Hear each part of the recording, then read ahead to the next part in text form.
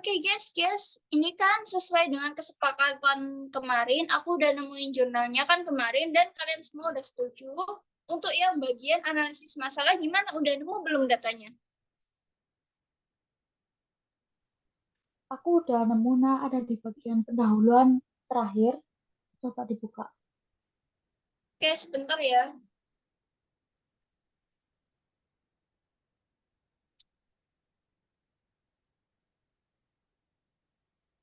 Nah, itu data buat analisis masalah menurutku itu ada di penumpukan berkas rekam medis yang menyebabkan lama waktu pendistribusian rekam medis di Poli ada 7-15 menit. Sedangkan standarnya itu kurang dari 10 menit.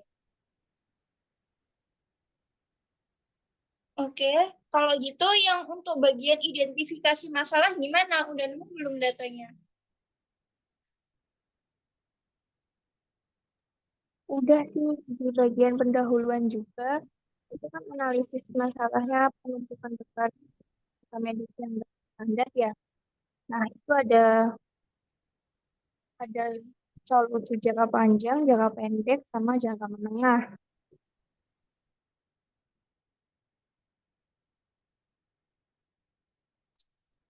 Lalu untuk yang bagian ketiga itu tujuan program, itu juga datanya udah lengkap belum? Udah lengkap. Di Ada di situ, bagian mana ya? kan di situ ada di paragraf yang hasil penelitian karunia itu di bagian bahwa ada tujuan dari penelitian ini menganalisis yaitu mengidentifikasi faktor-faktor penyebab penumpukan berkas rekam medis berdasarkan unsur 5M, man, money, method, material, mesin. Oke, kalau gitu untuk yang bagian kajian hambatan dan kelemahan program itu kan bagianku. Di sini udah ada datanya, aku nemuin di bagian hasil, tapi yang bagian bawah sendiri bisa kalian buka. Di sini kan ada beberapa aspek seperti aspek money, methods, mesin, dan juga yang lainnya. Jadi itu tuh bisa dimasukkan ke bagian kelemahan dan juga hambatannya. Untuk yang selanjutnya adalah susunan POA itu sudah disusun belum? Aku udah nyusun susunan tabulasi poinnya. Nah, kegiatannya dari identifikasi masalah yang dibuat Rizka, yaitu kegiatannya tentang perbaikan SOP, sosialisasi, pelatihan, evaluasi, perencanaan anggaran, dan lain-lain. Udah aku susun kegiatannya.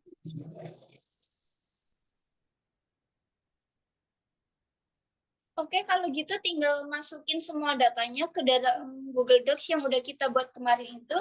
Udah selesai ya, untuk 3L-nya juga udah kan dibagi kemarin. Oke, kalau udah berarti tinggal masukin ke Google Classroom aja nanti. Makasih ya teman-teman. Terima kasih teman-teman. Ya. Oke, kalau udah selesai, kita langsung presentasi ya. Oke, makasih Oke. teman-teman. Oke, kalau gitu presentasinya sesuai dengan pembagian tugas kita yang tadi udah dibahas ya. Oke.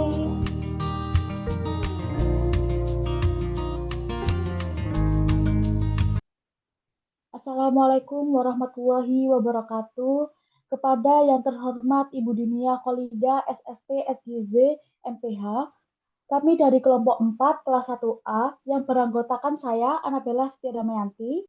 Saya Giza Gadis Adelia Witania Putri. Saya Bibit Ana Dwi Skandari. Saya Siti Nurasana. Saya Ziratul Aziza. Kami akan mempresentasikan hasil susunan tabulasi POA Plan of Action mengenai penumpukan berkas rekam medis di unit filling Puskesmas Mojoagung. Penumpukan tersebut disebabkan karena lamanya waktu tunggu pendistribusian berkas rekam medis ke poli yang dituju adalah 15 menit, sedangkan waktu standarnya adalah kurang dari 10 menit.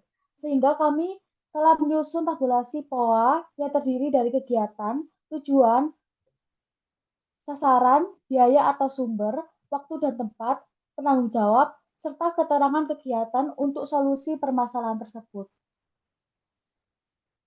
Susunan tabulasi POA akan dibacakan oleh teman saya. Baik, untuk kegiatan yang pertama yaitu perbaikan SOP penyimpanan. Untuk tujuannya yaitu untuk meningkatkan efisiensi dan akurasi penyimpanan berkas rekam medis.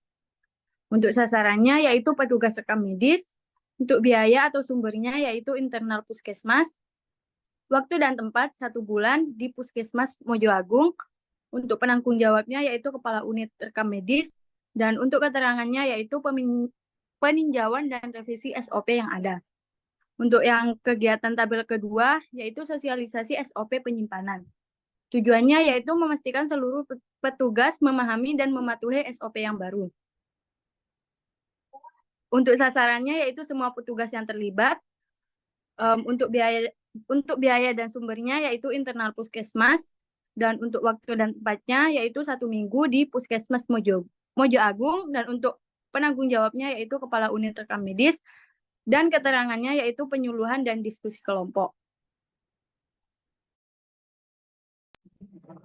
Dan kegiatan yang ketiga yaitu pelatihan terhadap petugas non-rekam medis dengan tujuan meningkatkan keterampilan dan pengetahuan petugas non-rekam medis. Sasarannya petugas non-rekam medis, anggaran dari anggaran pelatihan Puskesmas dengan waktu 2 minggu di Puskesmas Mojo Agung. Penanggung jawabnya yaitu rekam medis dengan keterangan pelatihan teknis dan praktek lapangan. Dan kegiatan yang keempat yaitu evaluasi pelaksanaan SOP. Tujuannya agar menilai efektivitas implementasi SOP baru. Sasarannya seluruh unit terkait. Dari biaya internal Puskesmas dengan waktu 6 bulan setelah implementasi. Penanggung jawabnya Kepala Unit Rekam Medis. Keterangannya pengumpulan data dan laporan evaluasi. Untuk yang kelima adalah perencanaan anggaran pelatihan. Tujuan dari perencanaan anggaran pelatihan ini adalah untuk memastikan ketersediaan dana untuk pelatihan lanjutan. Sasarannya adalah manajemen puskesmas, sedangkan biaya atau sumbernya berasal dari pengajuan anggaran tahunan. Untuk waktu dan tempatnya adalah 1 tahun di Puskesmas Mojo Agung. Dengan penanggung jawab Kepala Puskesmas, untuk keterangannya adalah penyusunan proposal anggaran. Yang keenam adalah pelatihan host training. Tujuan dari kegiatan ini adalah untuk meningkatkan kompetensi internal secara berkelanjutan. Sasarannya adalah semua petugas rekam medis. Untuk biaya dan anggaran, berasal dari anggaran pelatihan Puskesmas. Waktu dan tempatnya adalah 1-2 tahun di Puskesmas Mojo Agung. Penanggung jawabnya juga Kepala Unit Rekam Medis. Untuk keterangannya adalah program pelatihan rutin.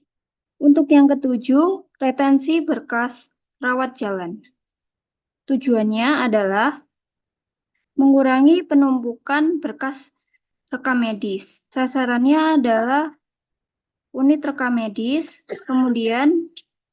kemudian biaya atau sumbernya ditujukan untuk anggaran operasional, lalu waktu dan tempat setiap 2 tahun Puskesmas Mojo Agung dengan penanggung jawab Kepala Unit Rekam Medis. Lalu untuk keterangannya, penyusutan dan pemusnahan berkas sesuai regulasi. Kemudian yang ke-8, yaitu integrasi dokumen rekam medis, rawat inap, dan rawat jalan. Tujuannya adalah meningkatkan keterpaduan dan aksesibilitas data rekam medis. Sasarannya yaitu adalah petugas rekam medis dan klinis. Lalu untuk biaya atau sumber, anggaran pengembangan sistem, waktu dan tempat 3 tahun atau lebih Puskesmas Mojo Agung, dan penanggung jawab Kepala Puskesmas dengan keterangan implementasi sistem berbasis digital. Baik, sekian presentasi kami dari kelompok 4. Jika ada kekurangan maupun kesalahan, mohon maaf. Terima kasih. Wassalamualaikum warahmatullahi wabarakatuh.